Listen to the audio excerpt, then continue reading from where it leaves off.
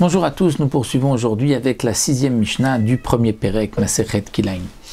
Nous allons voir dans cette Mishnah le din des Kilaim concernant les animaux, l'interdiction de mélanger deux animaux, c'est-à-dire deux espèces différentes. Quelle est l'interdiction de la Torah? C'est d'accoupler deux bêtes qui ne sont pas de la même espèce.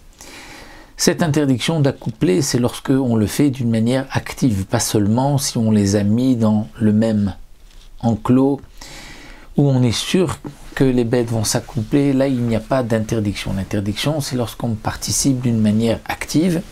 Et il y a aussi une autre interdiction de la Torah, c'est de faire labourer un champ avec deux bêtes qui ne sont pas de la même espèce, qui vont tirer la charrue ou qui vont donc tirer une charrette.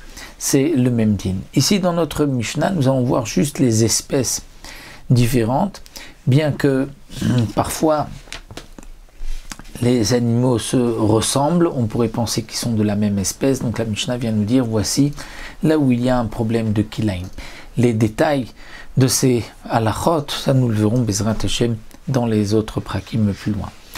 Alors la Mishnah nous dit d'abord à Ze'ev et à Kelev. Ze'ev le loup, et à Kelev et le chien. Le loup et le chien se ressemblent, mais sont considérés comme Kilaim. On ne peut pas les accoupler ensemble. De même, Kelev Akoufri Vachoual. Le Kelev Akoufri, Shon Kfar, des villages, le Barthénoura nous dit c'est un chien que les villageois élèvent, qui est petit et qui ressemble à un choual, à un renard. Et bien qu'ils se ressemblent, il y a aussi un problème de Kilaim.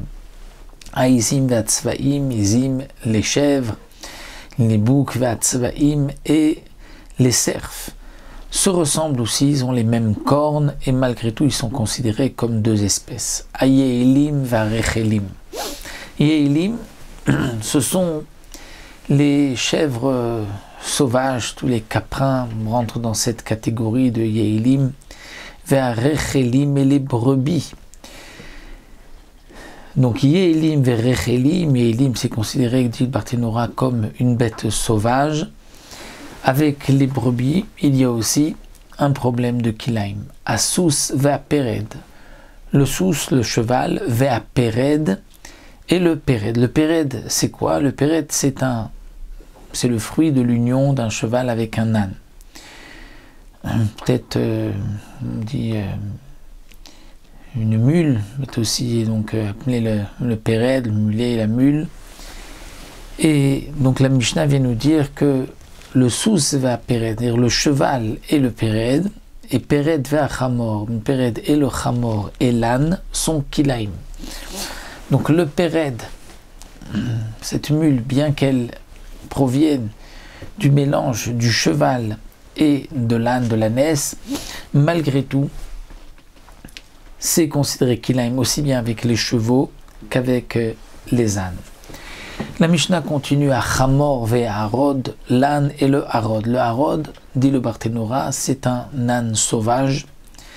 Eh bien, dans tous les cas mentionnés dans la Mishnah, Falpish et Domim Zelazé, Kilaim Zebazé, bien qu'ils se ressemblent, ils sont considérés Kilaim, l'un avec l'autre. Voici donc pour le din de Kilaim Behema, un petit aperçu, mais que nous retrouverons plus loin dans d'autres prakim Be'ezrat Hashem.